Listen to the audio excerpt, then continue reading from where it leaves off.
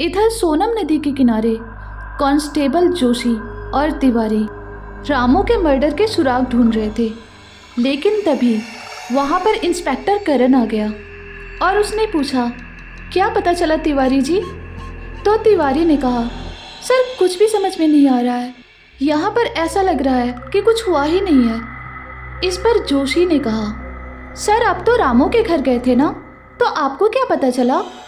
तो करण ने कहा, वो किसी रिश्तेदार की शादी में गया था, लेकिन जाने के बाद वो फिर घर वापस नहीं आया।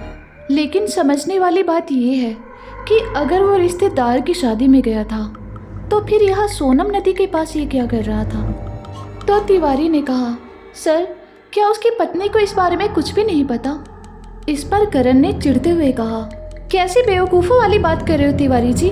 अगर मुझे उसकी पत्नी से कुछ पता ही चलता तो फिर मैं दोबारा यहाँ आकर क्यों चेक करता? करण ने आगे कहा, अब चलिए पुलिस स्टेशन, हमें और भी ज़्यादा काम है। इस तरफ सिद्धू और वरुण हवेली की साफ सफाई में लगे हुए थे, लेकिन तभी सिद्धू को उसकी माँ का कॉल आ गया। उसकी माँ ने कहा, कैसा है बेटा? हाँ माँ मैं ठीक हूँ। और वरुण कैसा है? वो भी ठीक है माँ, लेकिन आप कैसी हो? मैं ठीक हूँ, और तुम लोग अच्छे से रहना। ठीक है माँ, मैं आपसे बाद में बात करता हूँ। कॉल काटने के बाद सिद्धू ने वरुण की तरफ देखा तो वरुण बिल्कुल शांत लग रहा था। ऐसा लग रहा था मानो वो किसी गहरी सोच में डूबा हो। उसे देखकर सिद्धू ने कहा, वरुण क्या हुआ, तू क्या सोच रहा है? तो वरुण ने कहा, नहीं यार, लेकिन वो औरत। वरुण अपनी बात अभी पूरी कर पाता इससे पहले सिद्धू ने उसे टोकते हुए कहा, मैं देख रहा हूँ जब से हम यहाँ आए हैं तब से तू बस एक ही रट लगाए बैठा है। वो औरत को देखा है, वो औरत को देखा है। अरे किस औरत को देखा है? और तुझे ही क्यों दिखती है, मुझे क्यों नहीं दिखती है? पता नहीं अपने दिमाग में क्या क्या वहम पाल के रखा है तू। कभी तुझे वो औरत सामने से दिखती है, कभी वही औरत तुझे फ़ोटो में दिखती है। अरे भाई वो फ़ोटो इतनी पुरानी है कि वो औरत तो अभी जिंदा भी नहीं होगी, और तू बस वो औरत की जिद लगाए बैठा है। तो वरुण ने कहा, हाँ मैं मानता हूँ कि ये मेरा वहम है, पर एक बात बता कि आखिर ये औरत है कौन और इसकी फ़ोटो मेरी हवेली में क्या कर रही है? अभी वो दोनों बहस ही कर रहे थे, लेकिन तभी दरवाजे पर किसी की दस्तक हो गई। कोई ज़ोर ज़ोर से दरवाज़ा पीट रहा था। ये सुनते ही सिद्धू ने वरुण से कहा, जा जल्दी दरवाज़ा खोल, वरना जो कोई भी है वो दरवाज़ा तोड़ देगा।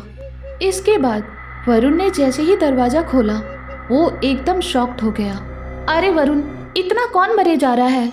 ऐसा कहते कहते सिद्धू भी वरुण के पास चला गया और वो भी वरुण की तरह ही शॉक्ड हो गया, क्योंकि दरवाजे पर कोई और नहीं बल्कि एक तांत्रिक बाबा खड़े थे और वो वरुण को गुस्से से घूरे जा रहे थे। फिर तांत्रिक बाबा ने कहा, मूर्ख लड़कों, ये क्या किया तुम दोनों ने? तुम दोनों की इतनी हिम्मत कि इस हवेली के बाहर के ताले को तोड़ा और उसके ऊपर किए हुए तंत्र मंत्र को नष्ट किया, और उसके बाद तुम लोग यहाँ रह भी रहे हो। आखिर तुम लोग हो कौन और यहाँ आने की हिम्मत कैसे की? इस पर सिद्धू ने कहा, ये हमारी हवेली है और हमसे ये सब पूछने वाला तू कौन होता है? इस पर वरुण ने कहा, नहीं सिद्धू, तू इनसे ऐसे बात मत कर, ये बाबा हैं, हमें इनका आदर करना चाहिए। तो सिद्धू ने कहा, वरुण तू नहीं जानता ऐसे लोगों को, ये ढोंगी होते हैं। तो वरुण ने कहा, सिद्धू मैं बात कर रहा हूँ ना, तू जा अंदर। तो सिद्धू ने कहा, नहीं, मुझे भी सुनना है कि आखिर ये क्या कहता है। तो ठीक है, पर अब तू कुछ नहीं बोलेगा।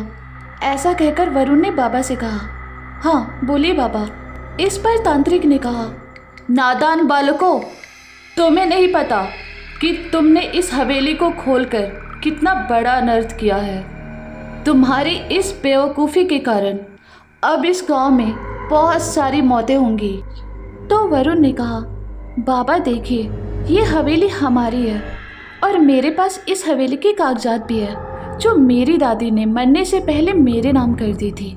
ये सुनते ही तुरंत सिद्धू ने कहा, लीगली ये हवेली अब वरुण के नाम पर है, तो इस हवेली को खोलना है या बंद रखना है ये अब वरुण डिसाइड करेगा। और हाँ, इस हवेली के खुलने से बहुत सारी मौतें होंगी, ये आप कैसे कह सकते हो? आप तो ऐसे कह रहे हो जैसे इस हवेली के खुलने के बाद इस घर से कोई भूतनी आज़ाद हो गई और वो सबको मार डालेगी। तो तांत्रिक ने कहा, मूर्ख लड़के, कुछ ऐसा ही हुआ है। अब गांव में जो भी होगा उसके जिम्मेदार सिर्फ तुम दोनों ही होगे। ऐसा कहने के बाद वो तांत्रिक बाबा उन दोनों को गुस्से से घूरते हुए वहाँ से चले गए। उसके बाद वरुण ने सिद्धू से कहा, कहीं ये तांत्रिक बाबा की बात सच तो नहीं हो जाएगी। तो सिद्धू ने कहा, तुम्हारा दिमाग खराब हो गया है क्या? ऐसे ढोंगियों को मैं अच्छी तरह से जानता हूँ। तो वरुण ने कहा, कहीं बाबा उस औरत के बारे में तो नहीं बात कर रहे थे जिस औरत को मैंने कल रात देखा था? इस पर सिद्धू ने चिढ़ते हुए कहा, कल रात तेरे साथ मैं भी था और उस रात हवेली में इतना धुआं हो गया था कि उस धुएं में हम दोनों एक दूसरे को नहीं देख पा रहे थे। तो तुझे वो औरत कैसे दिख गई? मैंने कितनी बार कहा था कि ये तेरा खैर छोड़, तुझसे तो बात ही करना बेकार है। ऐसा कहकर सिद्धू एक कमरे के अंदर चला गया। उसके बाद वरुण मन ही मन सोचने लगा, सिद्धू तू भले ही मेरी बात ना मान, लेकिन मैंने तो उस लड़की को बहुत करीब से देखा है और ये मेरा वहम नहीं हो सकता। दोपहर के 1 बज चुके थे और श्याम जी गाय को खाना दे रहे थे। तभी पीछे से आवाज़ आ गई, जय काली मैया की।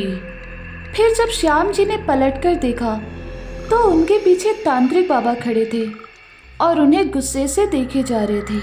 तो श्याम ने उन्हें प्रणाम करते हुए कहा, क्या बात है बाबा, आप इतने गुस्से में क्यों लग रहे हो?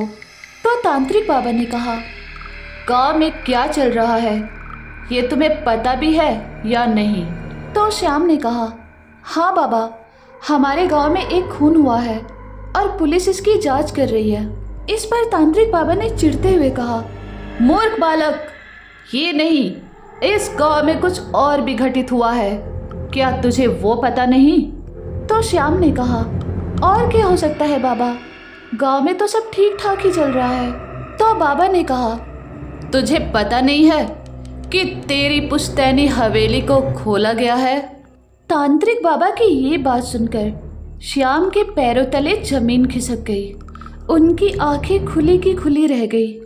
तांत्रिक बाबा की ये बातें उनसे सही नहीं जा रही थी। तांत्रिक बाबा ने आगे कहा, तू 5 क्या 1 भी गाँव का मुखिया बनने के लायक नहीं है। तो श्याम ने कहा, लेकिन बाबा मुझे सच में नहीं पता है कि आखिर ये कैसे हो गया। कोई भी इस हवेली के आसपास भटकने से भी डरता है, तो आखिर इस हवेली को खोला किसने? तो तांत्रिक बाबा ने कहा, मुझे 2 लड़के दिखे थे उस हवेली के अंदर, उन दोनों ने ही उस हवेली को खोला है और उस हवेली पे अपना अधिकार भी बता रहा है। इस पर श्याम ने कहा, चलिए बाबा, हम चलकर देखते हैं कि आखिर वहाँ कौन रह रहा है। इस तरफ वरुण और सिद्धू बैठकर खाना खा रहे थे, लेकिन तभी दरवाजे पर किसी की दस्तक हो गई। उसके बाद सिद्धू ने दरवाज़ा खोला तो उसने देखा कि उसके सामने वही तांत्रिक बाबा और श्याम जी खड़े थे। तांत्रिक बाबा को देखकर सिद्धू बहुत गुस्सा हो गया था और उसने कहा, तुम फिर से आ गए। अभी सिद्धू कुछ और कहता कि इससे पहले श्याम जी ने गुस्से में कहा, ऐ लड़के, तू है कौन और तेरी हिम्मत कैसी हुई इस हवेली के अंदर घुसने की? ये मेरी हवेली है। अभी सिद्धू कुछ कह ही पाता कि तभी उनका शोर सुनकर वहाँ पर वरुण भी आ गया। फिर जैसे ही वरुण ने तांत्रिक बाबा के साथ श्याम जी को देखा, वैसे ही वो अपने पिता को पहचान गया और उन्हें देखते ही वरुण को बहुत गुस्सा आ गया। फिर श्याम ने आगे कहा, ये तुम दोनों ने ठीक नहीं किया। उसके बाद वरुण ने आगे आते हुए कहा, ये हवेली मेरी है और मुझे यहाँ पर आने से कोई नहीं रोक सकता। तो श्याम ने कहा, क्या सबूत है तेरे पास कि ये हवेली तेरी है? ये सुनकर वरुण ने नफरत भरे अंदाज में कहा, ये हवेली पहले मेरी दादी निर्मला देवी के नाम पर थी और 1 हफ्ते पहले ही उनका देहांत हो चुका है, लेकिन उससे पहले ही मेरी दादी ने ये हवेली मेरे नाम कर दी थी और उसके कागजात अभी भी मेरे पास है। इतना सुनने के बाद श्याम समझ चुके थे कि वरुण उनका ही बेटा है। अभी वो अपनी सोच में ही डूबे हुए थे कि तभी वरुण ने कहा, ये मेरी हवेली है और मैं यही रहूँगा। आप लोगों को जो करना है वो कर लो। इतना कहने के बाद वरुण ने उन दोनों के मुंह पर ही दरवाज़ा बंद कर दिया और श्याम जी तांत्रिक बाबा के साथ वहाँ से चले गए। उसके बाद सिद्धू ने वरुण से पूछा, क्या बात है वरुण, मैंने आज से पहले तुझे कभी इतने गुस्से में नहीं देखा। तो वरुण ने कहा, तुझे पता है तांत्रिक बाबा के साथ जो आदमी था वो कौन था? तो सिद्धू ने पूछा, कौन था, क्या तुम उसे जानते हो? इस पर वरुण ने कहा, वो मेरा बाप है, श्याम। ये सुनते ही सिद्धू एकदम चौंक गया। उसके बाद वरुण ने सिद्धू को अपने बचपन की सारी बातें बता दी। और इस तरफ श्याम जी अपने घर में बहुत गुस्से में थे। उन्हें ऐसा देखकर उनकी पत्नी जानकी ने उनसे कहा, क्या हुआ जी, जब से बाहर से आए हो तब से बस गुस्सा ही किए जा रहे हो, बाहर कुछ हुआ है क्या? तो श्याम ने कहा, वो मनहूस वापस आ गया है। तो जानकी ने कहा, कौन आया है जी? तो श्याम ने कहा, वही मनहूस जो पैदा होते ही अपनी माँ को खा गया था और उसके बाद 17 सालों तक मुझे मेरी माँ से दूर रखा। श्याम ने आगे कहा, और मेरी माँ के देहांत के बाद उसने मुझे खबर करना भी जरूरी नहीं समझा। आखिर था तो मैं उनका बेटा ही ना। ये सुनकर जानकी की आंखें नम हो गई और उसने पूछा, क्या वरुण आ गया है? जानकी भले ही वरुण की सौतेली माँ थी, लेकिन वो उसे उतना ही प्यार करती थी जितना सुमन से। पर वो श्याम के आगे कुछ नहीं बोल पाती थी।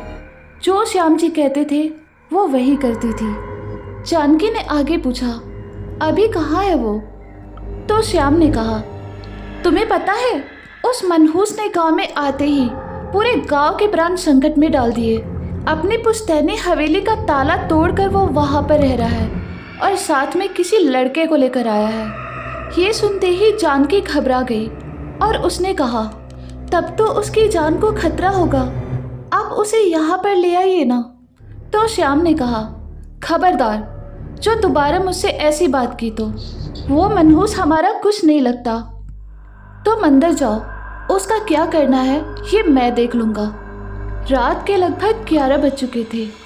सिद्धू सो रहा था और वरुण अपने मोबाइल पर टाइम पास कर रहा था, लेकिन तभी उसे किसी के गाने की आवाज़ सुनाई देने लगी। कहीं दीप चले कहीं दिल,